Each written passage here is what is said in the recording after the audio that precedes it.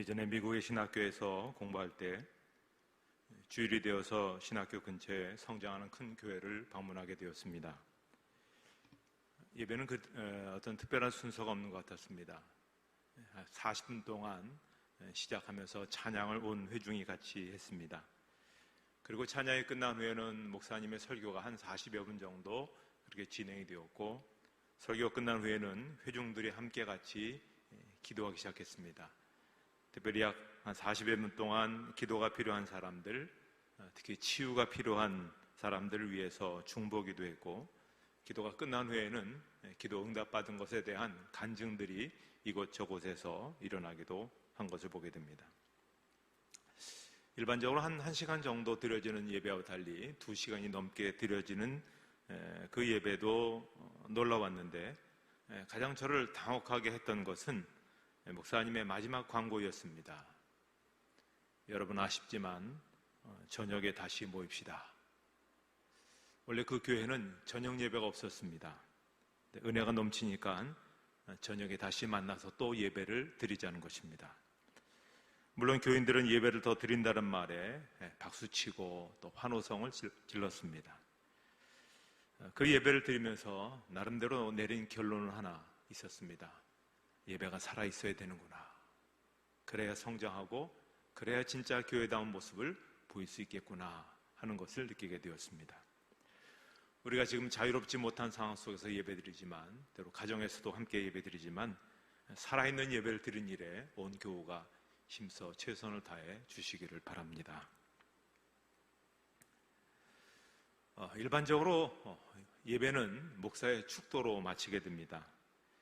사실 축도의 역사는 무척이나 오랜 역사를 갖고 있습니다. 하나님께서 모세를 통해서 제사의 규례를 명하실 때 축도가 시작이 됩니다.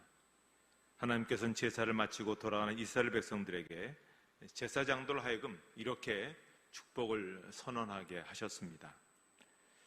여호와는 내게 복을 주시고 너를 지키시기를 원하며, 여호와는 그의 얼굴을 내게 비추사 은혜 베푸시기를 원하며, 여호와는 그 얼굴을 내게로 향하여 드사 평강 주시기를 원하노라. 그런데 이제 신약시대에 오면 이 복의 선언이 좀 더 구체화됩니다. 특별히 성삼위 하나님의 사역에 대한 이해가 깊어지면서 축도의 내용이 보다 더 명확해지는 것을 보게 됩니다. 그것이 오늘 본문 말씀이죠. 주 예수 그리스도의 은혜와 하나님의 사랑과 성령의 교통하심이 너희 무리와 함께 있을지어다. 그래서 신약시대의 목사들은 이 말씀을 기초로 축도를 했습니다. 그리고 지금까지 이어오고 있습니다. 자, 그런데 우리가 축도에서 한 가지 사실을 알아야 되는데요. 축도는 예배자들에게만 선포된다는 것입니다. 하나님께서는 예배를 드리고 세상으로 나가는 하나님의 백성들에게 이미 베푸시고 계시고 또 장차 베푸실 복을 선언하시는 것입니다. 그러니까 축도는 예배자들에게 하나님께서 주시는 큰 선물이다. 이 선물은 예배를 드리는 사람들에게만 주어지는 것이다 라고 볼 수 있습니다. 아까 말씀드렸듯이 축도의 내용은 성삼위 하나님의 사역과 사역의 결과와 연관되어 있습니다. 예수 그리스도의 은혜, 하나님의 사랑, 성령의 교통하심, 이 하나하나가 대단한 큰 주제이기 때문에 오늘은 예수 그리스도의 은혜에 대한 부분들을 한번 생각해 보겠습니다. 자, 은혜가 무엇입니까? 우리 너무 많이 들었죠. 은혜란 말을 헬라어로 카리스라고 얘기합니다. 이 말은 여러 가지 상황에서 여러 가지 의미로 사용이 됐습니다. 먼저 호의, 자비, 너그러움, 감사할 만한 이런 뜻으로 사용될 때는 대개 은혜를 베푸는 사람을 나타낼 때 사용이 되었습니다. 또 반면에 기쁨, 감사, 행복 이런 뜻으로 사용될 때 이것은 은혜를 받은 사람을 나타낼 때 이 단어들이 사용된 것을 보게 됩니다. 그래서 이 은혜란 말을 신학적으로 정리한 것을 보니까 이렇게 되어 있습니다. 무가치한 죄인에게 베풀어지는 하나님의 자유롭고 과분한 사랑과 호의, 혹은 받을 자격이 전혀 없는 사람에 베풀어지는 하나님의 호의. 좀 더 구체적으로 한번 풀어보겠습니다. 은혜라는 것이 무엇일까? 이거 첫째는 하나님께서 일방적으로 베푸시는 것을 말합니다. 그러니까 하나님께서는 택하신 사람들에게 정하신 때에 정하신 방법으로 은혜를 베푸십니다. 사람들하고 의논하거나 동의를 구하시지 않고 하나님의 뜻대로 은혜를 베푸신다라고 하는 것입니다. 두 번째는 받을 자격이 없는 사람들에게 베풀어진다는 데 있습니다. 사람들은 본래 죄인이기 때문에 하나님께 심판을 받아야 될 그러한 존재입니다. 그러나 하나님께서 사랑하셔서 은혜를 베풀어 주신 것입니다. 세 번째는 값없이 베푸신다는 데 있습니다. 하나님께서 은혜를 베푸실 때 받는 사람들에게 어떤 조건을 요구하지 않습니다. 무엇인가 요구하지 않습니다. 공짜로 그냥 주시는 것입니다. 네 번째, 은혜를 받은 사람들은 기뻐하며 감사하며 살게 된다는 것입니다. 생각해 보십시오. 자격 없는 사람이 값없이 너무도 놀라운 은혜를 받았습니다. 당연히 감사하며 기뻐하며 살아가게 되는 것을 말합니다. 자, 우리도 하나님 앞에 죄인이었습니다. 버림받고 심판받을 존재였습니다. 그러나 값없이 우리가 구원을 받았습니다. 정말 놀라운 은혜입니다. 이 은혜를 깨달아야 됩니다. 이 은혜를 잊지 말아야 됩니다. 저는 그런 의미에 있어서 우리 좀 아까 영상에서 나왔던 찬양 305장 1절 우리 함께 같이 한번 찬양하도록 하겠습니다.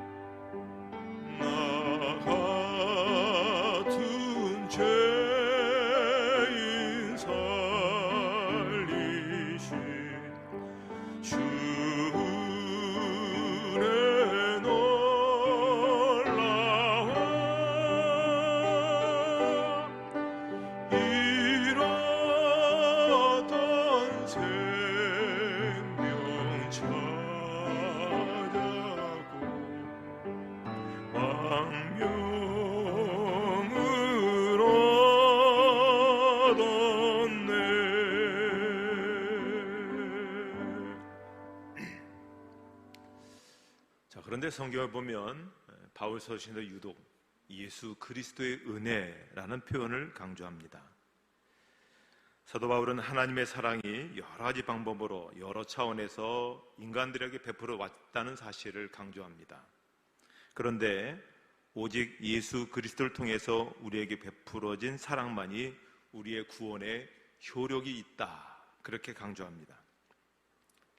그러니까 예수님께서 진정한 하나님의 사랑을 우리에게 나타내셨다고 하는 것입니다. 자, 그러면 예수 그리스도의 은혜란 무엇을 말할까요? 자, 오늘 본문인 고린도후서 8장 9절에 사도 바울이 이것을 우리에게 분명하게 말씀해 주고 있습니다. 우리 함께 같이 읽도록 하겠습니다.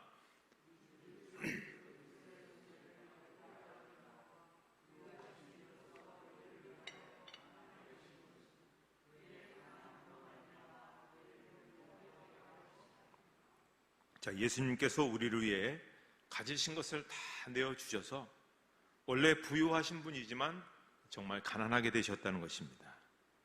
그러니까 예수 그리스도의 은혜란 주님의 귀한 것들을 우리에게 주셨다, 그것을 말합니다. 자, 주님께서 우리에게 주실 때 어떻게 그 은혜를 주셨습니까? 두 가지 모습으로 우리에게 주셨습니다. 하나는 낮아지시면서 주셨습니다. 자, 빌립보서 2장 6절로 7절 말씀 같이 한번 읽도록 하겠습니다.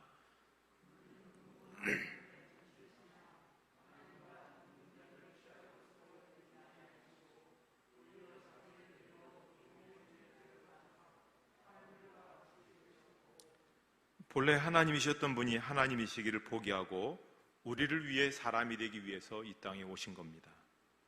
바로 이 자체가 우리에게 더할 수 없이 귀한 은혜가 되는 것이죠. 자, 예수님께서 하늘 보좌를 버리시고 이 땅에 오신 사건 그 자체가 은혜입니다. 이때부터 이 어둠의 세상 속에 빛이 비춰지기 시작했습니다. 우리가 감히 빛을 볼 수 있게 되었던 겁니다. 그리고 이때부터 생명의 역사가 시작되었던 것입니다. 우리가 감히 참 생명의 세계로 나아갈 수 있게 되었던 것입니다.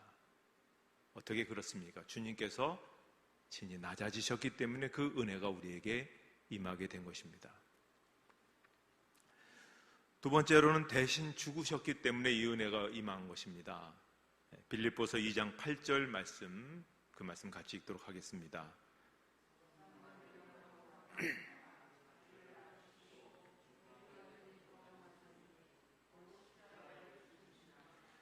예수님께서 죄가 없으신 분이지만 우리의 죄를 대신 지시고 십자가에 달리셨다는 것이죠.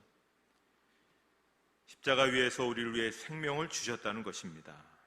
가장 소중한 생명을 우리의 죄값으로 지불하셨다는 것입니다. 그런 결과 우리에게는 속죄의 길이 열린 것입니다. 우리에게는 구원의 길이 열린 것입니다. 우리에게는 생명의 길이 열린 것입니다.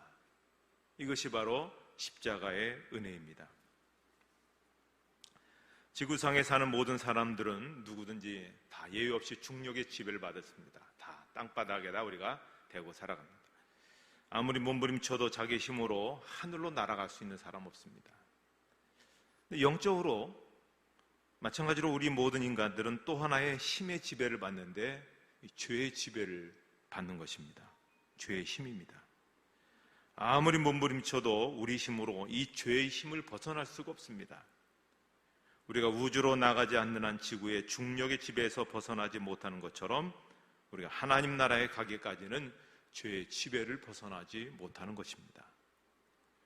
우리가 평상시에 중력의 지배를 받고 살고 있다는 사실을 의식하지 못하고 있는 것처럼 우리가 죄의 지배를 받고 살고 있다는 사실을 의식하지 못하고 살아가고 있는 것입니다. 이렇게 죄는 타락한 인생들에게 숙명과 같은 겁니다. 이 죄 때문에 영혼이 죽어가고 행복을 누리지 못하는 것입니다. 그런데 십자가가 바로 이 죄의 문제를 해결할 수 있는 유일한 길이라고 하는 것입니다. 그래서 사도 바울은 고린도전서 1장 18절에서 말씀합니다. 같이 읽겠습니다.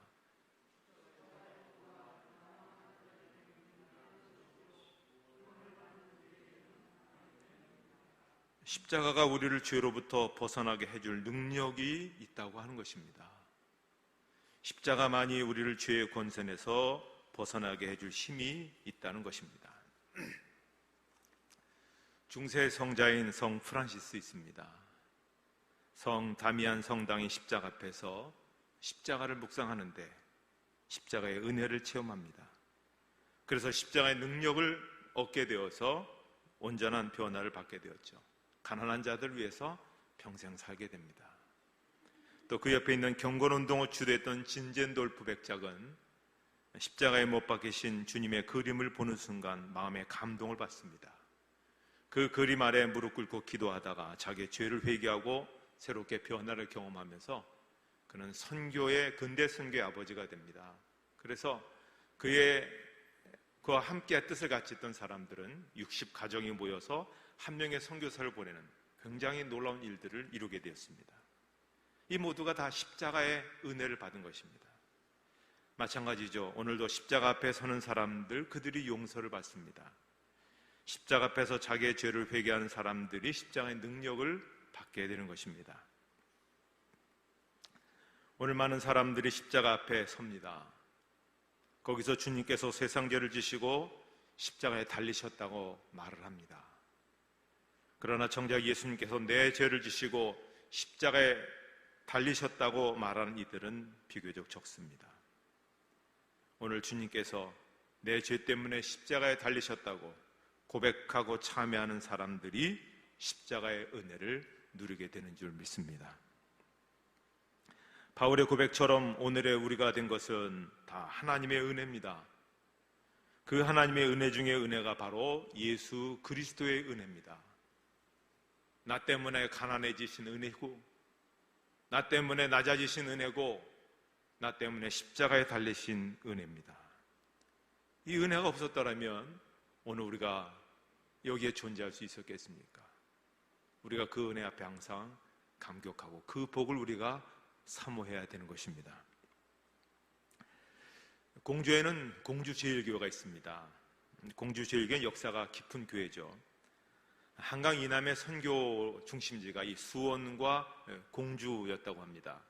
특별히 공주는 저 충청도, 전라도, 경상도의 선교의 가장 교두보로서 이제 거기가 시작되었는데요. 공주제일교회가 세워진 것이 1902년입니다. 처음 시작할 때 세운 예배당 그대로 지금 보존되어 있습니다. 그런데 이 예배당의 이름이 독특합니다. 공주 예배당 그렇게 해야 되는데 협산자 예배당 이렇게 되어 있습니다. 이유가 있습니다. 자, 선교사님들이 열심히 헌신했는데 성도들이 많이 오는 겁니다. 수십 명, 수백 명. 공간이 필요하죠. 예배당이 필요합니다. 성도들이 재정적인 여유가 없어서 할 수 없이 미국으로 가서 예배당을 지을 수 있는 건축 헌금을 모금했던 겁니다. 그런데 많이 순회를 하며 돌아다니도 헌금이 거치지 않는 겁니다. 너무 좌절이 되어서 집으로 돌아갔는데 며칠 후 소낙비가 억수같이 내리는 날 어떤 사람이 문을 두드립니다. 문을 열어보니까 한 남자가 우산을 들고 문 밖에 서 있는 것입니다. 무슨 일입니까? 묻자 그분이 그렇게 대답했답니다. 선교사님이 예배당을 저 조선 땅에 예배당을 짓기 위해서 헌금이 필요하단 말을 들었습니다. 좀 부담스러웠지만 내가 하나님으로 받은 은혜를 가만히 헤어보니까는 정말 내가 그 은혜에 보답하는 마음으로 내가 살아야 되겠다. 지리도 알지 못하고 사람도 알지 못하지만은 그래도 내가 하나님 뜻에 순종해서 은혜 받은 감격으로 예배당을 짓고 싶습니다. 그리고 그 예배당을 지을 수 있는 그 헌금 그것을 전달했습니다. 그래서 너무 고마워서 이름을 물었습니다. 자신의 이름을 밝힐 수 없다는 겁니다. 왜 밝힐 수 없느냐 했더니 예수님이 오른손이 하는 일을 왼손이 모르게 하라고 하셨기 때문에 그렇다는 것입니다. 그래서 그냥 돌아가 버렸기에 누가 헌금했는지 모릅니다. 그래서 그 돈으로 돌아와서 공주 그 교회에 예배당을 짓고 그 예배당 이름은 협산자 예배당. 협산자가 뭡니까? 비 오는 날 우산을 든 사람. 그 이야기를 듣는데 마음에 감동이 있었습니다. 나도 은혜 받은 사람으로서 은혜의 감격으로 그렇게 살아야 되겠다 하는 마음이 있습니다. 축도의 첫 번째는 예수 그리스도의 은혜입니다. 그 복을 우리가 기억하고 그 복을 우리가 사모해야 될 줄 믿습니다. 우리가 주님의 은혜로 구원받았습니다. 우리가 주님의 은혜로 이 어려운 상황 속에서 우리가 살아가는 것입니다. 그 은혜를 잊지 마시기 바랍니다. 그리고 그 은혜 갚는 마음으로 살 때 감당할 수 있는 또 기억될 수 있는 하나님의 신실한 종들로 삼아 주실 것입니다. 그렇게 예수 그리스도의 은혜의 복을 누리며 사는 여러분 되시기를 주님의 이름으로 축복합니다. 하나님 아버지 감사합니다. 이 어려운 때, 힘겨운 때지만 예배당에서 그리고 또 각 가정에서 특별히 비대면으로 온 교우들이 함께 예배를 드립니다. 그러나 우리가 어디에서 예배를 드리든 간에 우리가 하나님의 은혜를 사모하고 특별히 예수님의 은혜를 사모하는 저희들 되게 해 주시옵소서. 그것을 기억하게 하시고 그 복을 사모하고 그 복을 함께 나누는 복된 자로 살아가는 저희 모두가 되게 하여 주시옵소서. 예수님의 이름으로 기도하옵나이다. 아멘.